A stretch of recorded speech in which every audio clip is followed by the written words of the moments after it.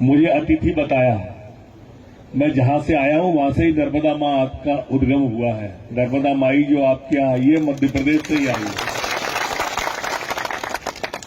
मैं मायके से आया हूं मतलब।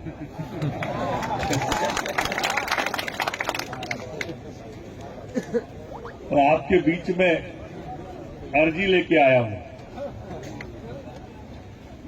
मां नर्मदा के बारे में कहते त्वदीय पाद पंकजम नमामि देवी नर्मदे, यही बोलते हैं ना। नर्मदा माता के चरणों में नमन करता हूं, अम्बे मात के चरणों में भी नमन करता हूं, भारत माता के भी चरणों में नमन करता हूं और आप सबके चरणों में भी नमन करता हूं। आप बुद्धिजीवी समाज से आते हैं, ब्राह्मण समाज के लोग, और इसलिए मैंने सच में बहुत बार कहा था गन्नू भाई से कि मुझे दर्शन करना है आप सब।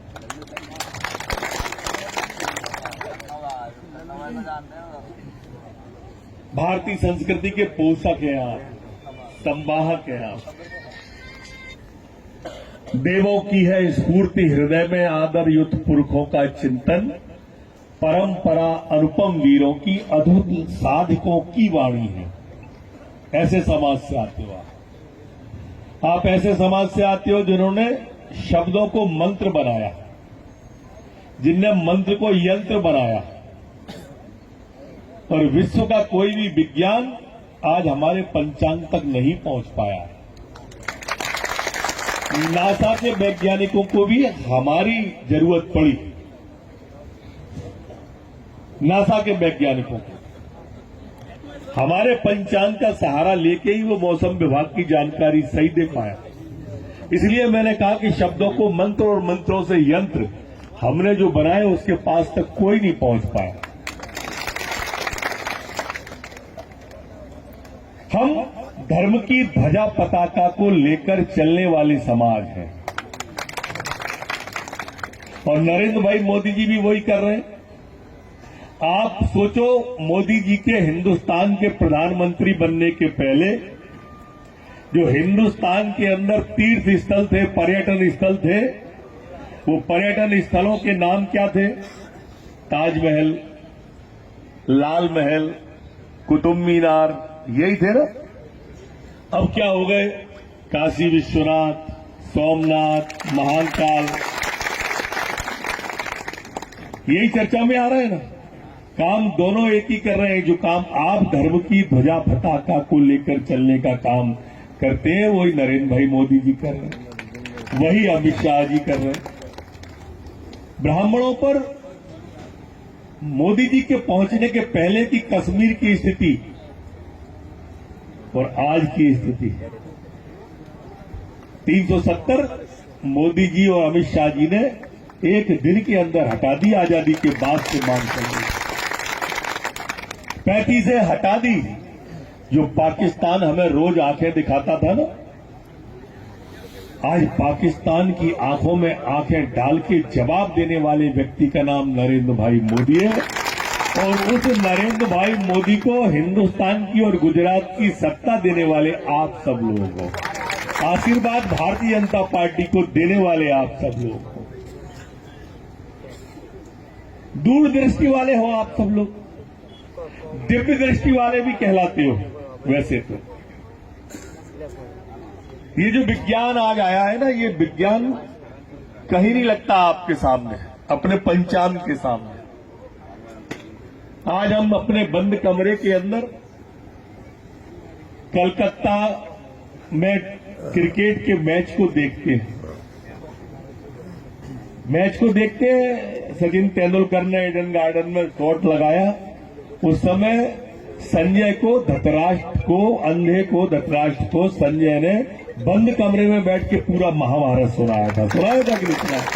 हमारा विज्ञान वहां का है। स्कट और मिसाइल, आज ईरान इराक का युद्ध हुआ या रूस यूक्रेन के युद्ध में आप स्कट मिसाइल सुनते होंगे, पर उस समय राम रावण का युद्ध हुआ, तब भी तो तीरों से तीर कट रहे थे कि नहीं कट रहे थे ऊपर। हमारा विज्ञान उस समय वहां पहुंच गया था। सबसे अच्छी सर्जरी हमारे उस समय के विज्ञान में थी, आज के विज्ञान में नहीं है।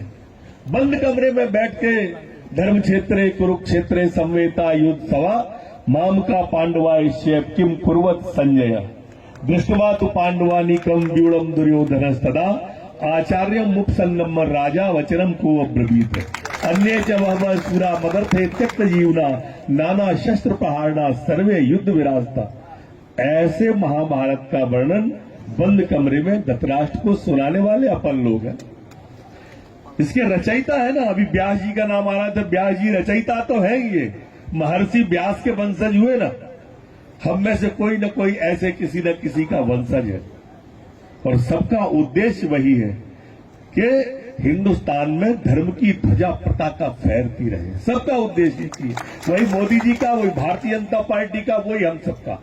तीनों का लक्ष्य एक है, मार्ग अलग अलग हो सकते, मार्ग अलग अलग हो सकते हैं काम कराने के, पर लक्ष्य वही है, हमारी संस्कृति की रक्षा। देखिए ये संस्कृति आप सबने इसको पाला है, पोसा है, समृद्ध किया है।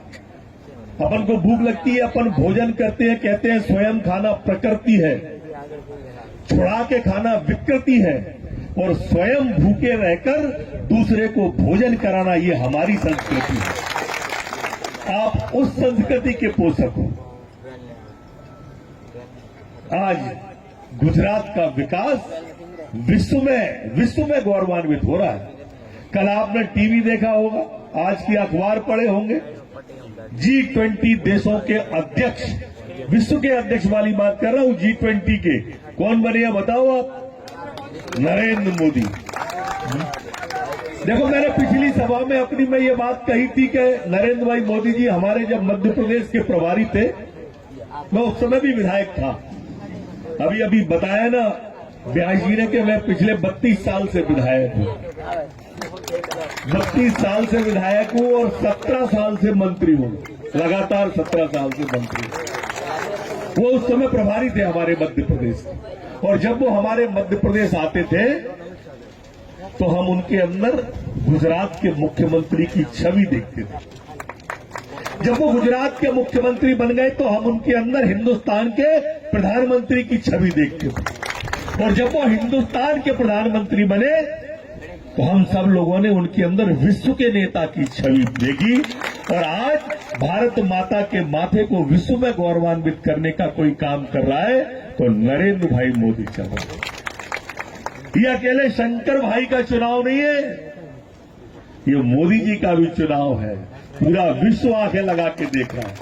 शंकर भाई तो आपके बीच में है, पर्वत भाई आपके बीच में है, ये तो आपके सुख दुख के साथी है। और शंकर भाई का भी नाम यह मत सोचना कि सिर्फ यहीं तक सीमित है, इनकी डेयरी की ख्याति पूरे हिंदुस्तान के अंदर है, पूरे हिंदुस्तान। हमारे मध्य प्रदेश में लोग सीखने के लिए आते हैं इनसे कि कैसे डेयरी चलाएं और कैसे इस सहकारी काम को, कैसे किसानों की भागीदारी करके हम अपने काम को आगे बढ़ाकर जो गुजरात ने क्रांति लाई है, जो गुजरात ने एक श्वेत क्रांति हिंदुस्तान को दी है, ऐसी क्रांति हम मध्य प्रदेश में कर सकते हैं। हे विप्र श्रेष्ठ हो, मैं आपसे हाथ जोड़ के प्रार्थना करने आया हूं। ये वोट अकेला इनके लिए नहीं है, ये वोट भाजपा के लिए नहीं है, ये अकेले मोदी जी के लिए नहीं है, ये मध्य प्रदेश के लिए भी है। एक के साथ एक फ्री में मिलेगा आपको, आप एक के साथ एक फ्री में। गुजरात के साथ मध्य प्रदेश आपको फ्री में मिलने वाला है। मेले में जाते हैं तो लगा रहता है ना प्लास्टिक की बाल्टी, उस पर ऊपर स्कीम लिखा रहता है, मग्गा रखा रहता है, बोले प्लास्टिक की बाल्टी खरीदोगे तो मग्गा फ्री में मिलेगा। ऐसे इनके साथ में हम फ्री में मिलने वाले हैं। आप सबकी रिश्तेदारी होगी ना मध्य प्रदेश में, या बच्चे पढ़ते होंगे या कुछ करते होंगे, हाथ उठाओ कितने लोग हैं ऐसे? बहुत सारे लोगों। बस आप सबके लिए मध्य प्रदेश की जिम्मेदारी हमारी, गुजरात की जिम्मेदारी शंकर भाई की, पर्वत भाई की, और इसलिए हाथ उठा के समर्थन कर दो एक बार पूरी ताकत से, दोनों हाथ उठा के। नरेंद्र भाई मोदी जिंदाबाद, भारतीय जनता पार्टी जिंदाबाद। बहुत बहुत धन्यवाद।